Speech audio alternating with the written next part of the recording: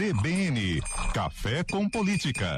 Bruno Silva passou toda essa semana fazendo uma análise sobre o cenário das eleições 2026 aqui no nosso estado e também as eleições presidenciais. Hoje ele termina o raciocínio falando sobre a disputa ao Senado pelos postulantes daqui do nosso estado.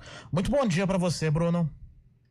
Olá, muito bom dia, Felipe Pereira, muito bom dia a todos os nossos queridos ouvintes aqui do CBN Campinas. Hoje, sexta-feira, o pessoal já está preparando para mais uma vez sextar, né? Aproveitar aí já o final de semana que se avizinha, mas a gente vai terminar aqui no nosso cafezinho com política, essa nossa série aqui de perspectivas para as eleições 2026, com um olhar muito concentrado também na nossa região, embora eu vim passando por todos os cargos, falei sobre a disputa para presidente, governador, os aspectos gerais da competição e regras e princípios importantes ali de representação política, falei da eleição para governador, comentei dos deputados da região, e as características específicas do que está em jogo para as eleições parlamentares, e quero fechar hoje, sexta-feira, falando um pouco mais sobre o âmbito do Senado Federal. Primeiro, fazendo uma reflexão rapidamente aqui mais histórica, né?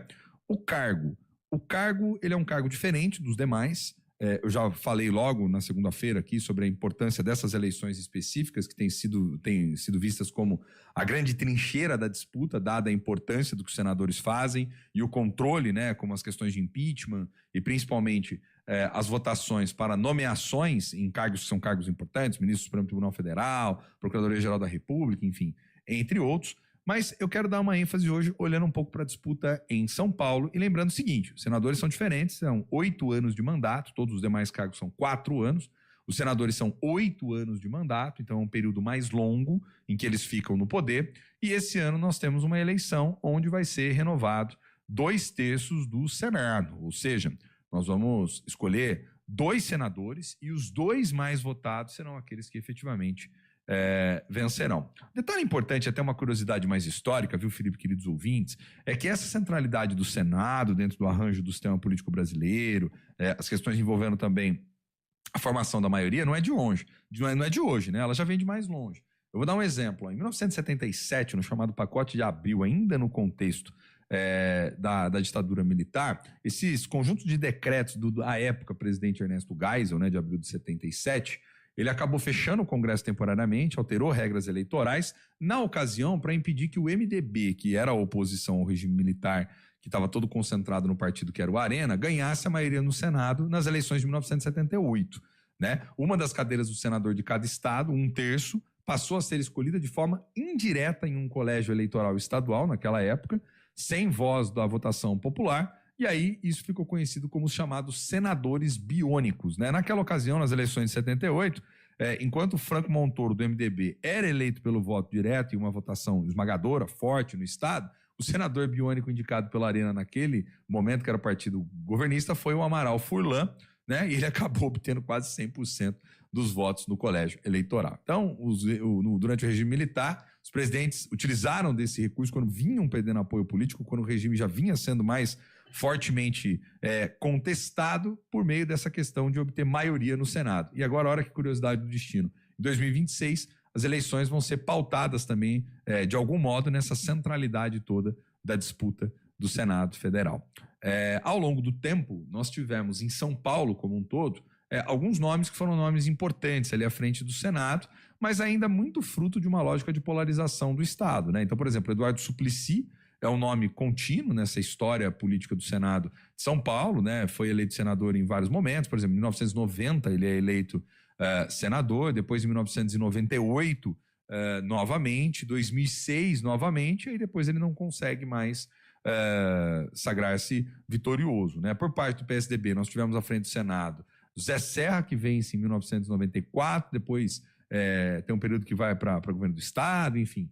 2014 volta de novo a essa condição do Senado, e o PSDB perde muito da sua força nas eleições de 2018, que é quando o bolsonarismo começa a ganhar, a estender os seus tentáculos, vamos dizer assim, pelo território da política paulista. E aí, naquele momento, 2018, quem vence é o Major Olímpio, pelo PSL, tem uma senadora do PSDB que vence, que vai terminar agora o mandato também, que é a Mara Gabrilli, do PSDB, mas a partir de então, essa força do bolsonarismo se faz mais presente, porque em 2018 vence o Major Olímpio para o Senado, pega, portanto, ali a primeira cadeira de 2018, e nas últimas eleições de 2022, quem teve uma votação expressiva foi Marcos Pontes, inclusive na cidade de Campinas. Quando se compara, por exemplo, o Marcos Pontes frente à votação de outros senadores em Campinas, ele teve uma votação muito expressiva, né? Então, para você ter uma ideia, ele teve 283.555 votos em Campinas em 2022, o astronauta Marcos Pontes, do PL, né?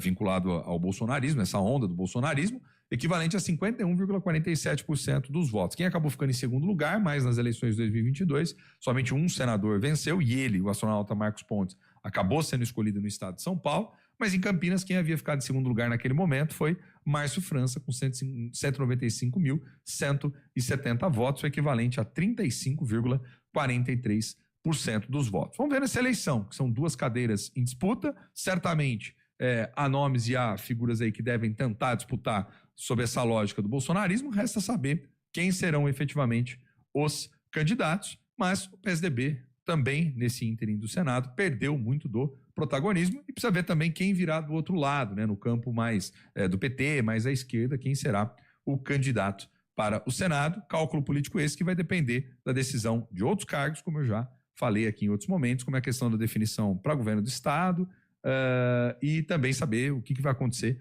com o Tarcísio, porque isso pode impactar diretamente na definição dos nomes. Ou seja, é uma ginástica grande e nós, né, eleitores, no resumo dessa semana toda, precisamos ficar atentos, darmos um voto consciente, prestarmos atenção na particularidade de cada um dos cargos, olharmos para a realidade da nossa cidade, entender quem vai ter potencial de fazer ações que possam melhorar a nossa vida aqui embaixo e, acima de tudo, acompanhar esses representantes políticos. Nós estamos só aquecendo os motores, ainda tem muita coisa para a gente debater e discutir em 2026, mas é importante já começarmos o ano prestando atenção, olhando para esses cargos e ficarmos cada vez mais de olho na política, mas claro, né, Felipe ouvintes, acompanhados de um bom cafezinho aqui na CBN Campinas.